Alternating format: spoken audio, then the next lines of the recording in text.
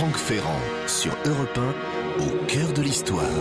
Franck Ferrand nous emmène en Angleterre en cette dernière semaine avant Noël. Bonjour Franck. Bonjour Céline, bonjour à tous. Vous savez que nos voisins d'outre-Manche ont un talent particulier pour fêter Noël. Il y a les chorales en pleine rue, les couronnes aux portes des maisons, les crackers et tout le reste.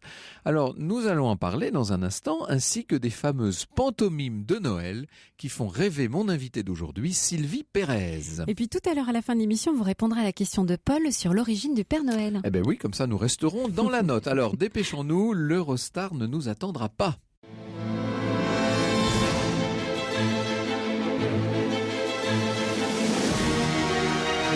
Europe 1, au cœur de l'histoire. Franck Ferrand. Vous aurez remarqué que nous sommes très british dans cette émission pendant la période de Noël, puisque demain, nous parlerons d'Agatha Christie. Pendant longtemps, les Anglais disaient A Christie for Christmas, c'est-à-dire un roman de Dame Agatha pour Noël. Christmas, c'est la façon dont on dit Noël en anglais. Et d'ailleurs, c'est intéressant parce que ça veut dire la messe du Christ au sens propre. Merry Christmas, c'est bonne messe d'une certaine manière.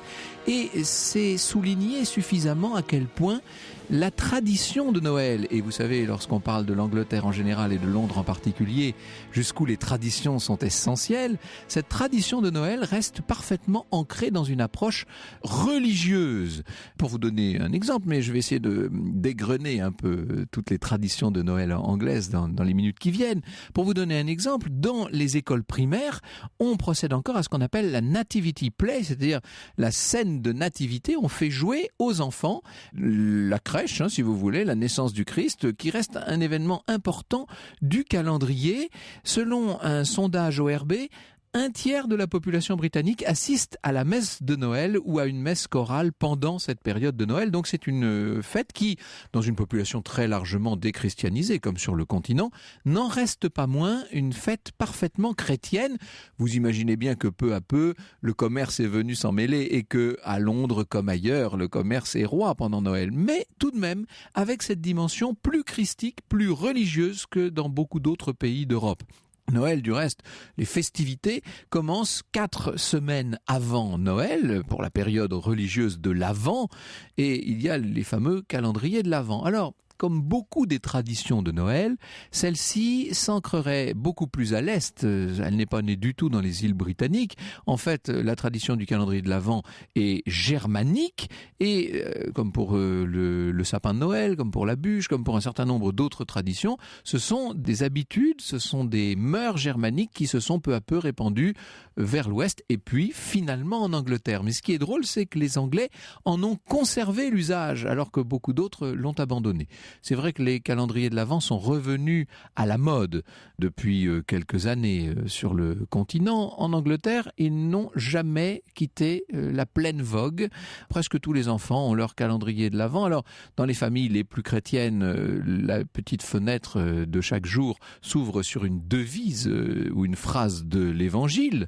Mais bien souvent aussi, ce sont des confiseries ou plus généralement maintenant toutes sortes de petits jouets ou des billets de cinéma, enfin toutes sortes de choses que vous pouvez trouver dans ces calendriers de l'Avent. La tradition des cartes de Noël, en revanche, est parfaitement britannique. Et alors là, je vous prie de croire que c'est une institution là-bas. C'est assez étonnant. Ça remonte au milieu du 19e siècle. On pourrait croire que c'est plus vieux. Eh bien non. Vous savez que le premier timbre postal est une invention anglaise de 1840. Et à cette occasion, on a édité toute une série d'enveloppes décorées de motifs de Noël. Et ça a donné, 3 ans plus tard, ça a donné l'idée à un certain Henry Cole, Sir Henry, qui était fonctionnaire, un des principaux responsables de l'exposition universelle de Londres en 1851 au passage. Ça lui a donné l'idée d'envoyer des vœux, d'envoyer des souhaits, ce qui jusqu'alors ne s'était jamais fait. Il a demandé à un peintre tout à fait en vogue à l'époque, John Callcott Horsley, de dessiner une famille en train de célébrer joyeusement Noël, en train de lever son verre à la santé, n'est-ce pas, du destinataire. Et sur cette toute première carte qui a été lithographiée, il a inscrit la formule A Merry Christmas and a Happy New Year to you. Un bon Noël et une bonne année à vous. Et ce qui est extraordinaire, c'est que cette formule inscrite pour la première fois par le premier homme à présenter ses vœux par voie postale, Sir Henry Cole, cette formule est demeurée et qu'elle figure aujourd'hui encore sur la plupart des cartes de vœux qui, encore une fois, sont une institution outre-Manche. L'une des toutes premières de ces cartes de vœux de Henry Cole, c'est une carte qu'il avait adressée à sa grand-mère. Elle est arrivée sur le marché en 2013, figurez-vous. Elle a été vendue et c'est une carte tellement historique qu'elle a fait 22 500 livres sterling en vente. Vous imaginez, l'équivalent de presque 28 000 euros, ce qui montre à quel point cette carte est emblématique de toute une tradition, de toute une habitude. Et alors vous savez ce que font les Anglais, c'est qu'ils accrochent les cartes reçues au-dessus de la cheminée, autour du sapin, etc. Donc vous avez les cartes reçues par toute la famille. Et alors il est de bon ton dans un quartier d'avoir le plus grand nombre de cartes possible. Ça montre que quand même vous avez une certaine surface sociale d'une certaine manière. Alors pendant longtemps ces cartes, elles étaient simplement imprimées de motifs qui étaient printaniers. L'idée c'était de dire vous verrez le printemps reviendra, il fera beau de nouveau. Et puis petit à petit, mais tard à la fin du 19e et même plutôt au début du XXe siècle, elles ont commencé à s'orner de crèches, de gui, de houes, de sapins enneigés, etc. Un peu comme chez nous. Alors, ce qu'il faut vous dire, c'est que chez nous, les cartes, elles sont envoyées de plus en plus tard. La plupart des cartes de vœux, notamment institutionnelles, elles partent dans la première et même souvent dans la deuxième semaine de janvier en France. En Grande-Bretagne, si vous faites ça, vous allez passer pour le dernier des goujats. Il faut que la carte, elle arrive avant le 25 décembre. Donc ce sont vraiment des cartes de Noël et non pas de Nouvel An. Il n'est pas rare dans une famille anglaise d'envoyer et de recevoir une bonne centaine et même parfois 200 cartes de vœux. Ça fait partie de la vie. D'ailleurs, le marché des cartes de vœux en Angleterre est en hausse de 3%. Il faut savoir, on entre dans les statistiques commerciales, mais c'est intéressant, il faut savoir que 85% de ces cartes sont achetées par des femmes. Alors, ça c'est les cartes de Noël. Je vous dis qu'elles sont autour du fameux Christmas tree, l'arbre de Noël. On y vient dans un instant. Franck Ferrand, 14h, 15h sur Europe 1. Et nous revenons avec vous, Franck Ferrand, aux traditions de Noël anglaises et notamment au sapin de Noël, Franck. À propos d'arbres de Noël, je vous disais l'autre jour que la tradition en France remonte essentiellement à la duchesse d'Orléans, qui avait épousé donc le prince héritier du trône dans les années 1840, en 1837 d'ailleurs très précisément. Eh bien, à peu près à la même époque, en Grande-Bretagne, la reine Victoria épouse le prince Albert de Saxe-Cobourg, et c'est Albert qui amène avec lui l'arbre de Noël. En 1840, il décide qu'un arbre va faire partie des célébrations de Noël au château de Windsor. Aussitôt, la bonne société se met à faire de même, et puis en 20 ans, en 30 ans, la mode va se généraliser, s'étendre à toutes les bonnes familles d'Angleterre. Je dis les bonnes familles parce que c'était une pratique quand même relativement coûteuse et qui ne s'est pas démocratisée, ou en tout cas qui ne s'est démocratisée qu'au tournant du XXe siècle seulement. Le plus célèbre sapin d'Angleterre, il se trouve à Trafalgar Square. Il est depuis 1947 offert chaque année à la ville par la Norvège en commémoration de la coopération anglo-norvégienne pendant la Seconde Guerre mondiale. Ce sapin, c'est un peu le symbole de Noël. Vous le voyez beaucoup à la télévision, etc. Il est en photo dans la presse et il est très décoré. De même, du reste, que les sapins familiaux dans les maisons croulent sous les décorations.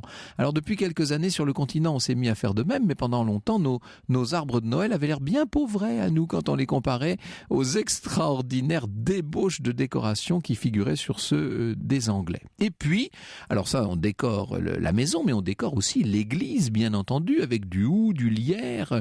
Tout ça remonte. Alors là, ça, ce sont de vieilles traditions qui s'ancrent littéralement dans le Moyen-Âge. On décore beaucoup les maisons en vert, en rouge, qui sont des symboles de continuité de la vie à travers l'hiver. Verdeur, fructification. Les lieux ne sont généralement décorés que la veille de Noël, ça il faut le dire. En tout cas, jusqu'au milieu de la deuxième partie du XXe siècle, jusque dans les années 1960. Aujourd'hui, les décorations sont réalisées un petit peu plus tôt, mais rien à voir avec ce qu'on connaît en France, notamment avec ces espèces de décorations qui nous envahissent dès le mois de novembre. En Angleterre, ça n'existe pas. On décore plus tard. Alors maintenant, évidemment, pour des raisons d'organisation du travail, on a tendance à faire les décors de plus en plus tôt. Mais tout de même, si vous allez à Londres au tout début du mois de décembre, vous verrez relativement peu de décorations de Noël. Tout explose à partir du 7-8 décembre. Et puis, dans les rues, il y a les fameux chants de Noël, ce qu'on appelle les Christmas carols. Le mot carol, c'est un vieux mot français, c'est un carol en vieux français. C'était une chanson pour danser en rond, en carole. Et c'est une danse qui a vite été abandonnée, mais qui n'est plus sous forme de danse, mais sous forme de chant, toujours d'actualité de l'autre côté de la Manche. Je vous propose d'entendre quelques-uns de ces Christmas carols. Point des trottoirs, sur les places. C'est assez agréable d'ailleurs parce que vous vous promenez, vous faites vos courses de Noël et d'une rue à l'autre, vous entendez ces chorales qui sont souvent très belles d'ailleurs, car il faut dire que le chant choral se maintient en Angleterre à un très haut niveau, un peu comme en Allemagne d'ailleurs, ce qui n'est là encore plus tellement le cas chez nous, il faut bien le reconnaître. Et il y a aussi des gens qui de temps en temps vont carrément sonner à votre porte. Ils sont 3-4, vous ouvrez et ils sont là, ils vous font un petit concert privé et ensuite vous donnez à votre bon cœur, en quelque sorte. Alors, je ne vais pas revenir sur tous les Christmas carols, certains sont très célèbres, bien sûr, au Come We Faithful, etc. Mais ce qu'il faut dire, c'est que ces chants ne sont pas du tout renouvelés. Ça, c'est très amusant. Lorsque vous allez dans d'autres pays d'Europe, je pense à l'Espagne notamment, on cherche constamment à faire du neuf, si je puis dire. Pas du tout en Angleterre, au contraire, il faut faire le plus traditionnel, le plus habituel possible. Ça, c'est assez amusant. Alors, au pied du sapin, le soir de Noël, on installe la grosse chaussette de laine. Le Père Noël est censé remplir la chaussette. On se prépare pour le réveillon qui a lieu après la messe de Noël, qui elle a lieu dans la soirée. Ça, c'est un peu comme sur le continent. On met de la nourriture à l'attention du Père Noël quand il y a des enfants qui peuvent encore croire à l'existence de rennes. Parfois, on dépose même des carottes. Et puis surtout, il y a les fameux mince pies, ces petits gâteaux de Noël typiquement anglais qui sont préparés. Et ça, c'est une superstition. Il faut les préparer le 24 décembre. Ça fait partie, en quelque sorte, des festivités. Alors, le jour de Noël lui-même, vous avez le petit déjeuner, la messe de Noël à proprement parler, puis le repas de Noël qui est généralement servi assez tard, aux alentours de 13-14 heures même, avec une dinde ou une oie rôtie, agrémentée d'une très riche garniture, de la farce, etc. Ça fait l'objet de toutes les plaisanteries possibles et tous les shows télévisés, etc. tournent autour de ça. Vous avez vu forcément Mr Bean se battre un jour ou l'autre avec sa dinde de Noël. Et puis au dessert, vous avez le Christmas pudding. Alors ça, c'est une tradition un peu indigeste, il faut bien reconnaître, qui date du Moyen-Âge. On fabrique ce Christmas pudding, c'est un cake aux fruits avec de la pâte d'amande flambée au brandy, avec aussi de la graisse de cheval, si vous voulez le faire vraiment comme il doit être fait. Et alors, il faut qu'il soit préparé, ce pudding, pour être bien rassis, pour être bien compact au moment de Noël. Il faut qu'il soit préparé au minimum 5 semaines, 5 dimanches avant Noël, avec toutes sortes de traditions qu'on respecte pour avoir de la chance pendant l'année. Nettement plus légers sont les fameux crackers. Alors ça, c'est très rigolo, les crackers, vous savez, ça a été inventé en 1846 par un certain Thomas Smith, qui était boulanger à Londres. Je vous explique dans un instant en quoi ça consiste. Franck Ferrand, 14h, 15h sur Europe 1. Et nous continuons avec vous, Franck Ferrand, à faire le tour des traditions anglaises de Noël. En 1846, Thomas Smith, qui est donc boulanger à Londres, importe toutes sortes de petits bibelots français qu'il emballe dans des tubes de papier brillants et colorés, avec des extrémités torsadées, et il agrémente tout ça d'un petit pétard en papier qui, lorsque vous ouvrez le bonbon, est censé éclater, bien entendu, exploser. Alors vous pouvez mettre dans le crackers toutes sortes de choses. Il y a des petits chapeaux en papier ou en forme de couronne également. Il y a des énigmes. On joue beaucoup là-dessus. Je parlais d'Agatha Christie dont on parlera demain. Elle joue beaucoup là-dessus, évidemment, sur ces espèces de rhymes et de comptines, bien entendu. L'usage veut, dans l'armée, que les officiers attendent leurs troupes, servent le dîner de Noël. Ça aussi, c'est une tradition de Noël. Et puis alors, parmi les traditions, à 15h, le 25 décembre, s'il vous plaît, on arrête tout. On allume la télé et l'on écoute religieusement les vœux de sa gracieuse majesté. La tradition est née en 1932, c'est le roi George V, le grand-père de l'actuelle souveraine, qui, le premier, a fait une allocution radio-diffusée. Et puis, la reine s'est dit qu'après tout, la radio c'était bien, mais la télé c'était pas mal non plus. Et à partir de 1957, Élisabeth II a prononcé ses discours de Noël à la télévision et à la radio en même temps. Sachez qu'en 2012, la reine a carrément présenté ses vœux en relief. C'est assez étonnant.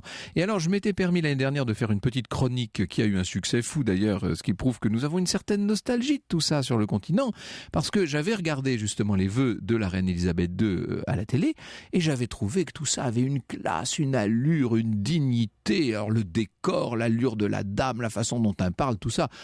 quand on compare aux vœux présidentiels du 31 décembre, je vous assure que franchement, on n'a plus qu'une envie, c'est d'éteindre la télé. Alors, ça c'est pour le 25 décembre. Et puis, le lendemain, vous avez ce qu'on appelle le 26 décembre, le Boxing Day, qui est un jour férié. Alors il faut le savoir parce que c'est le jour où tous les magasins se lancent dans les soldes.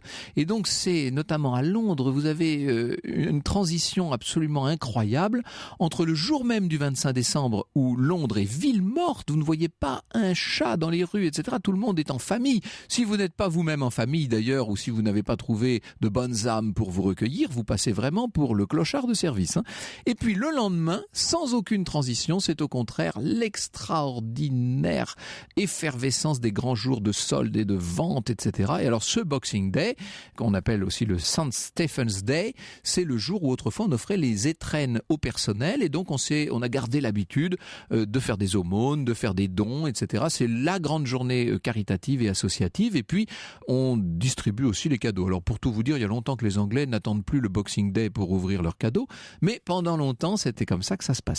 Et puis, parce que tout ça, ce sont des traditions très actuelles, mais il y en a une qui s'ancre dans la nuit des temps et dont nous allons parler maintenant avec mon invité. Vous avez au moment de Noël ces fameuses pantomimes. Alors, évidemment, quand on dit pantomime de ce côté-ci du channel, ça n'a pas tellement de signification. Si on dit ça aux enfants souvent, on leur dit arrête ta pantomime, mais bon, ça n'a plus de sens puisque depuis le 19e siècle en France, on n'a plus donné de pantomime. Et ce qu'on appelait pantomime en France, c'était des spectacles sans parole, sur fond musical généralement, où des mimes, comme leur nom l'indique, jouaient, mimaient, imitaient des scènes en quelque sorte. C'est pas du tout ça en Angleterre. Ce qu'on appelle des pantomimes, comment vous dire ? Eh bien le mieux c'est encore de poser la question à mon invité. Bonjour Sylvie Pérez. Bonjour. Qu'est-ce que c'est que ces pantomimes ? Vous allez savoir l'expliquer mieux que moi. Oui. Cela dit, c'est extraordinaire. Hein, c'est compliqué à expliquer. Ça n'existe nulle part ailleurs dans le monde. Hein. C'est typiquement anglais, ça n'existe nulle part ailleurs. Vous n'en verrez qu'au Royaume-Uni.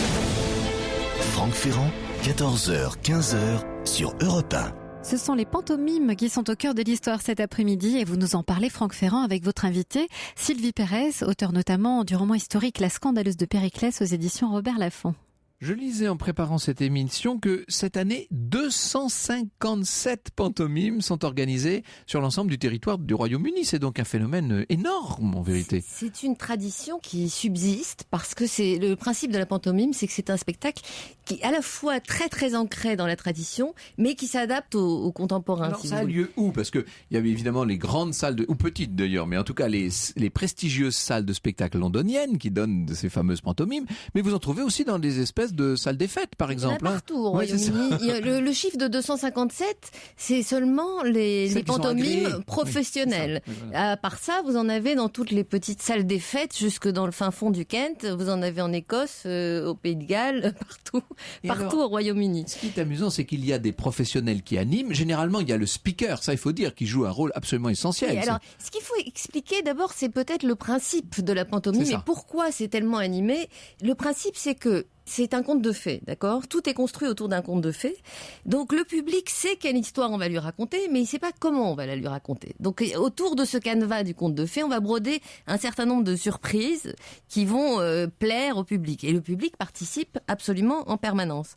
L'idée, c'est que, pour résumer l'intrigue qui serait commune à toutes les pantomimes, un beau jeune homme joué par une jeune fille, fils d'une femme jouée par un homme, tombe amoureux d'une ravissante jeune fille, jouée par une jeune fille. Vous voyez la complexité anglaise. Celle dont on tombe amoureux, c'est une vraie quand même. C'est la seule chose. Oui. Et tout se termine. Alors ça se termine toujours par une scène de mariage superbe où tous les comédiens reviennent sur scène dans leurs plus beaux costumes pour saluer. Mais soyons honnêtes, l'histoire, on en perd très vite le fil parce que ça part tellement dans tous les sens qu'au bout d'un moment, on ne sait plus trop ce à quoi on est en train d'assister quand même. Alors le public, il joue un rôle très important. Il est là. Déjà, il commente ce qui se passe. Il commente le fil du récit par des ah de compassion ou des oh d'admiration en permanence. Et puis, il fait des boos and hisses. Je ne sais pas si vous avez déjà entendu parler entendu cette expression, boos and hisses. Les boos, c'est pour le personnage méchant, et les hisses aussi. Bouh, c'est ça ? On fait bouh, oui, toute la salle fait ça. Et hisses, il dit c'est le son du frying bacon. C'est le bacon dans la poêle à frire. Et ça aussi, ça accueille en général les personnages qui ne sont pas aimés du public. Exactement, exactement. Donc il y a la phrase emblématique de la pantomime, yes it is, no it isn't. Mais si, mais non. Ce serait ça chez nous. C'est la base de l'interaction. C'est-à-dire que le comédien sur scène dit ce n'est pas une pantomime. Et le public dit si, c'en est une. Oui, ou alors il dit non, il n'est pas là. Et le public dit si, il est là. C'est l'interaction classique, si vous voulez, entre le public et les personnes sur scène. Et ça, c'est gravé dans l'ADN des Anglais. Enfin, cette phrase-là, on la prend en premier. Il y a le It's behind you.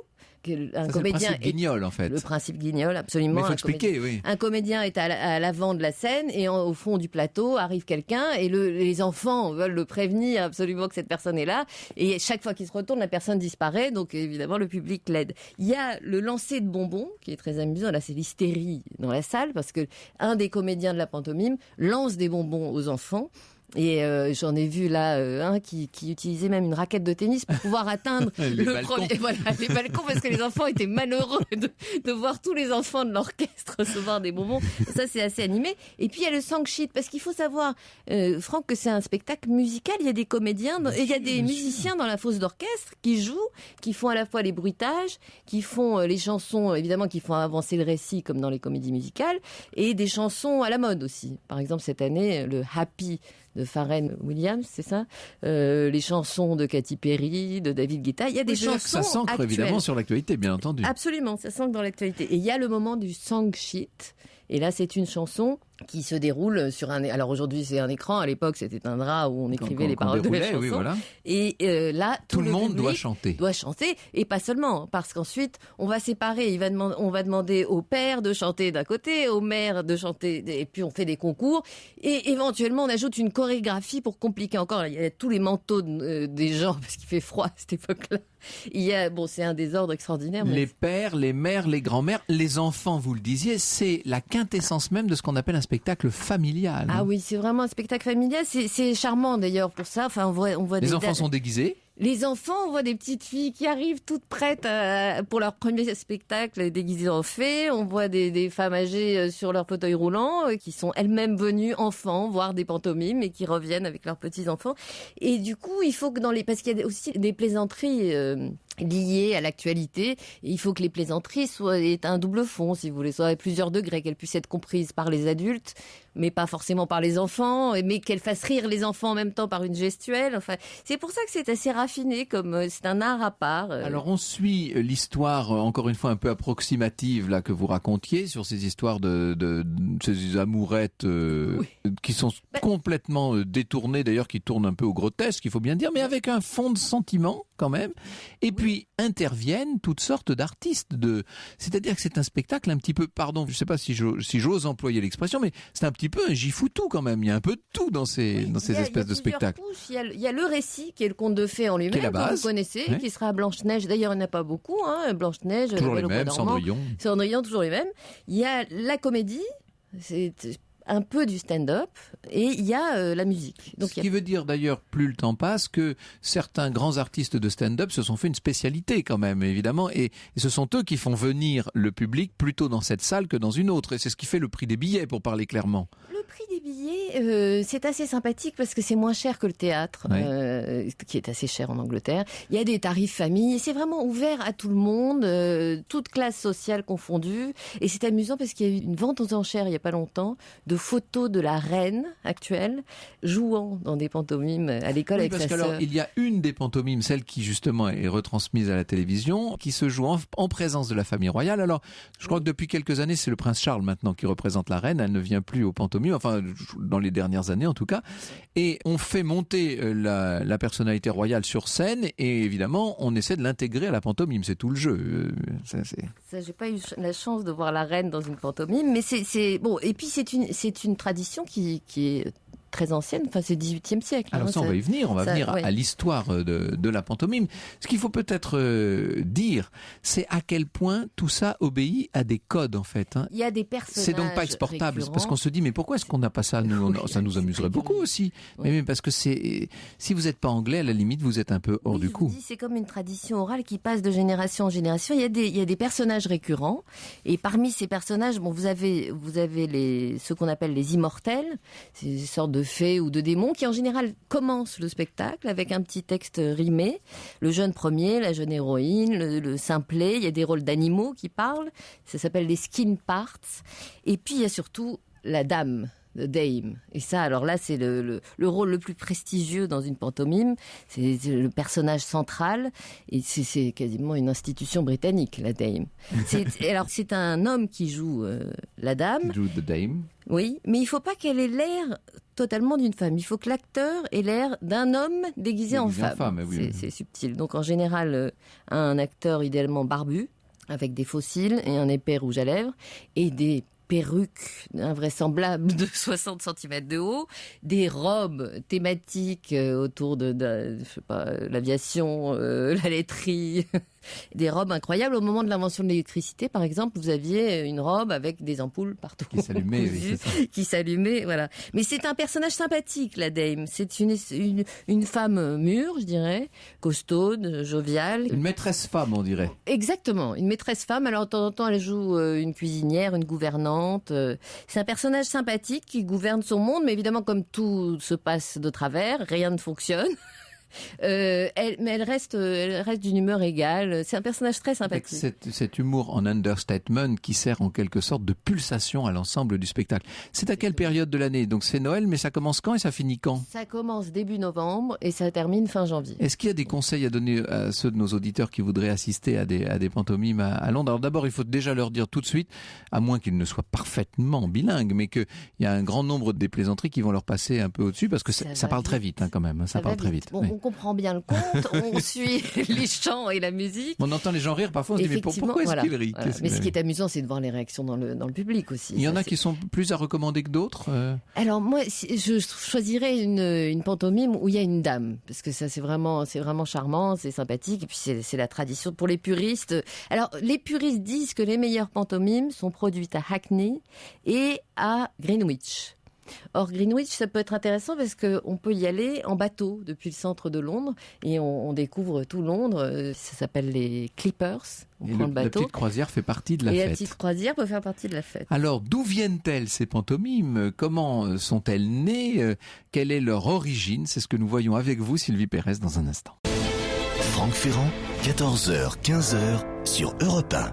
Ce sont les pantomimes qui sont au cœur de l'histoire et vous nous en parlez cet après-midi, Franck Ferrand, avec l'auteur Sylvie Pérez. Cette idée, Sylvie Pérez, de travestir des comédiens pour en faire des rôles féminins, ça nous indique bien que ça remonte quand même assez haut, parce que c'était la tradition du théâtre élisabétain, il faut le dire. Oui, la source de la pantomime, c'est la Commedia dell'arte. Et c'est donc 18e siècle. Tout début du 18e, 1700. Ouais. Exactement. Et c'est amusant parce qu'il y a une double ascendance à la fois italienne et française, puisqu'à l'époque, ce sont des troupes françaises qui interprètent la Commedia dell'arte. Mais les Anglais considèrent que pantomime is British, is English. Et on considère que l'inventeur de la pantomime anglaise, c'est un londonien qui s'appelle John Rich. John Rich. Son père possède un théâtre et lui-même il rêve de devenir acteur et de monter sur scène, seulement il a une diction qui n'est pas extraordinaire. Ah. Il finit par monter sur scène. D'où la pantomime, je vous vois venir. C'est pratique ça. Il finit par monter sur scène pour interpréter le rôle d'Arlequin, donc qui est un rôle muet, donc tout va bien. Et il le fait très très bien et il devient le meilleur interprète d'Arlequin. Il travaille beaucoup avec les techniciens et les décorateurs et il fait d'Arlequin un personnage extraordinaire. Le bâton d'Arlequin devient une espèce de baguette magique avec laquelle il transforme des objets, il change des décors, ça devient très spectaculaire. Le Arlequin anglais est en train de reprendre une dimension qu'il n'avait jamais eue sur le continent, puisque c'est un personnage, on va dire, tout en finesse et en grimace, l'Arlequin de la Commedia dell'arte. Oui, c'est ça, bien sûr. Oui. Alors, il a une autre idée. Au moment où il hérite du théâtre, ce John Rich, il invente de nouvelles productions et sa grande idée, c'est de faire un spectacle en 2 parties. Il hérite le théâtre de son père, c'est ça? Il hérite du théâtre de son père. Et il commence à produire des spectacles en 2 parties, avec une première partie classique, qui pouvait être un conte du théâtre classique, et une deuxième partie de ce qu'on appelle l'arlequinade. Donc c'est ça, la grande idée de la pantomime. C'est fait les gens attendent bien sagement pendant la pièce de théâtre, parce que ce qui les amuse, c'est l'arlequinade, évidemment. Bravo. Sans parler de ceux qui dînent avant et qui viennent ensuite voir juste l'arlequinade, sans doute. Comme ça, c'est toujours fait, ça. Alors donc, les producteurs en tirent les conséquences qu'il faut, c'est-à-dire que la partie amusante finit par prendre le dessus. Et il y a cette phrase qu'on entend encore aujourd'hui dans les pantomimes, « Here we are again », nous revoilà. Et c'était la phrase qui annonçait la partie amusante du spectacle, la partie comique. Ce qui veut dire que cette phrase, elle est acclamée littéralement. C'est le coup d'envoi de la pantomime. « Here we are again », et là les gens éclatent en applaudissements. Mais c'est formidable de l'entendre aujourd'hui dans les spectacles à Londres ou ailleurs. Et ce John Rich fait construire un autre théâtre, qui est le théâtre royal de Covent Garden, qui est en fait l'actuel opéra, rien de moins que la Royal Opera House. Immense salle. Immense salle. Et là s'engage une guerre des pantomimes entre ce théâtre qui est le théâtre royal et le théâtre de Drury Lane. Je ne sais pas si vous le connaissez. Il est aujourd'hui dirigé par Lloyd Webber, qui est un compositeur qui a composé la musique de Cats, la musique de Fantôme de l'Opéra. Donc de comédie musicale. Des comédies musicales, absolument. Je vous parle donc de 2 théâtres de plus de 2000 places qui se trouvent à quelques minutes à pied l'un de l'autre. Et qui se font concurrence à une époque où le théâtre devient une affaire vraiment commerciale. Et oui, c'est ça. Donc il faut avoir des idées et puis il faut séduire le public. Il est même arrivé qu'ils montent tous les deux le même spectacle juste pour essayer de détourner les spectateurs de l'un et de l'autre. Est-ce que les pantomimes, comme les appellent les Anglais ont quand même le chic pour changer le sens des mots. Oui. Jusqu'alors, une pantomime dans toute l'Europe, on voyait à peu près ce que c'était, comme son nom l'indiquait. Mais alors là, avec eux, ça devient autre chose, forcément. Et est-ce que ces pantomimes ressemblent justement à nos actuelles comédies musicales? C'est un peu dans cet esprit à l'époque? Non, c'est déjà quelque chose de particulier, de différent. Et bon, ensuite, il y a la lumière intervient. Les théâtres sont à la lumière électrique, donc ça ouvre encore des possibilités. Et Augustus Harris, à partir de 1879, dirige le théâtre de Drury Lane. Il n'a que 28 ans et lui, on considère que c'est le père de la pantomime moderne. Là, on est à la belle époque. On est tournant du XXe siècle. Là, exactement, à l'âge d'or de la pantomime, c'est à cette époque-là. Il faut dire qu'à cette même époque, il y a bien sûr à Paris les fameux cabarets qui attirent l'Europe entière, et il y a à Berlin et dans les pays germaniques ce qu'on appelle les variétés, qui sont l'équivalent direct de la pantomime. Et si vous allez aujourd'hui à Dresde, à Berlin, dans les grandes villes d'Allemagne, vous aurez des spectacles qui ont lieu entre le 1er novembre et le 31 janvier et qui ressemblent beaucoup aux pantomimes britanniques, avec un petit peu plus de cirque. On fait de la prestidigitation, on a des artistes, des trapézistes, etc. C'est un petit peu plus du cirque et on appelle ça des variétés. Tout ça est très proche quand même, bien entendu. C'est la grande idée de Augustus Harris, c'est de faire venir des stars du musical dans les spectacles de pantomime. Ce qui n'est pas du goût de tous les auteurs de pantomime. Il y en a qui considèrent que, ma foi, on interrompt leur récit avec des chansons ridicules et que ça va pas du tout. Mais le public adore. Et ça perdure jusqu'à aujourd'hui. Et alors, à ce moment-là, c'est vraiment des pantomimes spectaculaires. Il y a des centaines de comédiens. Ça dure des heures. C'est interminable. Des centaines de comédiens. Et on fait la promotion des spectacles sur le nombre de techniciens même. Parce que ce sont des grands spectacles. C'est ce que les Bouglione dans les années 1920 font à Paris avec ce qu'ils appellent justement des pantomimes, eux, pour le coup. La princesse du Bengale, par exemple, etc., qui sont des shows dans lesquels interviennent plusieurs dizaines, voire centaines de comédiens. On change les décors d'une façon très spectaculaire. Il y a des éléphants qui arrivent sur scène. Il y avait des animaux sur scène. Ça. Et ça, c'est la grande tradition de la Belle Époque. En 1900 à Paris, vous aviez ce qu'on appelait le nouvel hippodrome de Paris, où on reconstituait des courses de chars romaines avec 2 véritables auriges, des chevaux, etc. C'est-à-dire qu'à l'époque, il n'y avait pas encore le cinéma, bien entendu. Donc le grand spectacle était sur scène.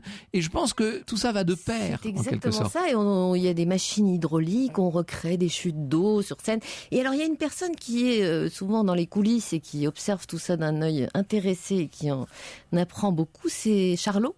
Oui, Charlie Chaplin, qui est londonien, faut pas l'oublier. Il est londonien, il est né à Londres, il est là à cette époque-là, il est adolescent, il fait ses débuts au music-hall, il a une enfance très très malheureuse, mais il peut quand même assister sur le côté, regarder, et il va apprendre beaucoup, notamment d'un des comédiens de cette époque, qui est la star de l'époque, qui s'appelle Dan Leno. Dan Leno. Leno. Ouais, Dan Leno. Qui est ce Dan Leno? Alors c'est un petit bonhomme, hein, je crois. Il est pas très grand du reste. Dan Leno, c'est une des dames les plus réputées justement de l'histoire de la pantomime. On dit d'ailleurs que son fantôme continue de hanter le théâtre de Drury Lane. C'est un petit homme, oui, d'un mètre 60, fluet, mais on disait de lui que c'était l'homme le plus drôle de la planète à l'époque. Pour vous dire l'ampleur de son succès, il vient de rien, une famille pauvre de 6 enfants. Ses parents étaient des artistes de music-hall mineurs. Il fait son premier numéro de contorsionniste à l'âge de 4 ans. Et puis il devient clog dancer. Vous savez ce que c'est que le clog dancing? Charlot aussi a commencé comme ça. C'est les semelles de bois et puis on faisait des numéros de danse. Oui. Dans les tavernes. Un peu comme les danses irlandaises. Un peu burlesque, il faut bien dire. Oui, un peu burlesque. Si ce n'est que il devient champion du monde de clog dancing, tout de même à l'âge de 20 ans. C'est l'ancêtre des claquettes d'une certaine manière. Un peu entre ça et les danses folkloriques irlandaises. Je pense que c'est quelque chose entre les deux. On tape avec les talons pour rythmer la musique en fait. Exactement. Hein, c'est ça. Et alors ça a beaucoup de succès en province, le clog dancing, mais peu à peu à Londres, on commence à trouver que c'est un peu limité comme spectacle. Et il a l'idée géniale, ce Dan Leno, d'ajouter des petites choses à son numéro, de chanter des chansons marrantes, de faire des blagues, debout, face publique. En fait, il invente le stand-up. Et le voilà. Dan Leno. Vraiment, et alors là, il a des personnages comme ça qui reviennent dans son petit show, qu'il a observé dans la rue, de la working class londonienne, la vieille dame bavarde, le chef de rayon, le joueur aux courses, et Mrs. Kelly. Très très connue, c'est la voisine qui colporte des ragots. Et alors ça, tout le monde connaissait Mrs. Kelly et la façon dont il l'imitait. Ça devient des personnages emblématiques en quelque sorte, des grandes figures populaires qui naissent comme ça sur les scènes de pantomime. Donc il était tout indiqué pour évidemment interpréter une dame. Là, il avait tous les éléments. Il a été donc embauché par Augustus Harris au Drury Lane. Et là, il a fait pendant 15 ans d'affilée, il a interprété... Jusqu'à la Première Guerre mondiale à peu près, c'est ça non, plutôt. Non, il est mort en 1904. Ah oui, d'accord, oui, en effet. Donc c'est vraiment dans les années... C'est vraiment il est entré en 1888, oui. Au tournant du siècle. Et il avait un tel succès que la saison des pantomimes était rallongée jusqu'au mois d'avril. Ah oui. Parce que les gens continuaient d'acheter des billets. Il avait un succès fou. 15 années de délire, tout le monde venait le voir. Et le reste du temps, évidemment, il continuait au music-hall. Donc c'était une célébrité. Il fallait attendre 3 ans pour pouvoir la voir dans un spectacle. Et nous aurons, grâce à vous, fait connaissance de Dan Leno. Le stand-up a été sur scène, mais ce qu'il ne faut pas oublier, c'est qu'à la fin, c'est Rule Britannia et toute la salle se lève.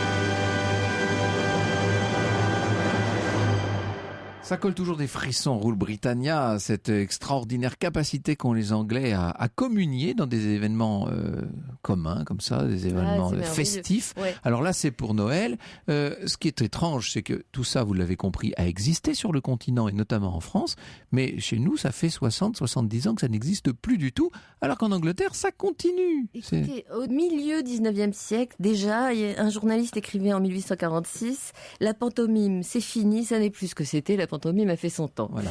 Il était clairvoyant, ce monsieur. Il était clairvoyant. 150 ans et quelques plus tard, ça continue. Ça continue, ça marche très bien. Et vous savez que les Anglais ont le sens de la formule et ils ont cette formule qui dit « Panto pays for Pinter ». C'est-à-dire que c'est un moment où les théâtres plutôt renflouent les caisses grâce à la pantomime parce que tout le monde y va et que ça permet de payer pour des pièces peut-être un petit peu plus difficiles. C'est-à-dire que la pantomime sert à compenser les déficits des pièces d'Harold Pinter, pour traduire. Hein, oui, ce qui n'est pas très gentil, mais c'est juste pour la formule. Merci beaucoup Sylvie Pérez de nous avoir fait partager la folie des Anglais. Je rappelle le titre de votre dernier roman, La scandaleuse de Périclès. Ça nous amène tout à fait ailleurs, dans la Grèce classique, et c'était publié chez Robert Laffont. Merci. Dans un court instant sur Europe 1, vous répondrez Franck Ferrand à la question de Paul en nous racontant l'histoire du Père Noël. Europe 1, au cœur de l'histoire. Retour aux origines. Et vous répondez cet après-midi, Franck Ferrand, à la question de Paul. Il nous l'a envoyé via le site internet d'Europe 1. Il aimerait que vous lui racontiez l'histoire du Père Noël. Alors le Père Noël, je vous en ai parlé déjà un certain nombre de fois, et notamment nous l'évoquions l'autre jour à Strasbourg à propos de Saint-Nicolas, puisque c'est Saint-Nicolas de Myre qui, au départ, avec tous les mêmes attributs, a créé, si vous voulez, la figure du Père Noël, la longue barbe blanche, le costume de velours, les friandises distribuées aux enfants, le 6 décembre, jour de la Saint-Nicolas, bien entendu. Il est juché sur son âne, ce Saint-Nicolas, il récompense les enfants sages, alors que son acolyte, rappelez-vous, le Père Fouettard, lui, punit les garnements. En néerlandais, on dit Sinterklaas, ça va donner Santa Claus, et c'est ce qui va donner le nom du Père Noël américain, car, disons-le clairement, c'est de l'autre côté de l'Atlantique que le Père Noël va naître sous la forme que nous lui connaissons aujourd'hui, et là-bas, on l'appelle Santa Claus. Et il y a dans les pays scandinaves un personnage qui s'appelle Julenis, quand je dis pays scandinaves, en Finlande, au Danemark, en Suède, etc., une sorte de petit lutin qui apporte des cadeaux aux enfants le soir de Noël. C'est en 1863 que, donc très tôt, 1863, que le Père Noël apparaît sous sa forme moderne. C'est un dessinateur du Harper's Illustrated Weekly qui s'appelle Thomas Nast, c'est un journal new-yorkais. C'est Thomas Nast qui va présenter ce Santa Claus dans un costume rouge garni de fourrure blanche, le tout complété par un large ceinturon noir. Ensuite, on va l'installer sur un traîneau, le Père Noël, accompagné par des reines. Et en 1885, l'illustrateur va définir clairement son itinéraire qui va théoriquement du pôle Nord aux États-Unis. Évidemment, on n'est jamais si bien servi que par soi-même. Vous voyez que Coca-Cola n'est pour rien dans cette affaire, je le précise, parce que ça c'est un mythe, c'est un peu une légende urbaine qui voudrait que le Père Noël ait été créé par Coca-Cola en 1931. Non, pas du tout.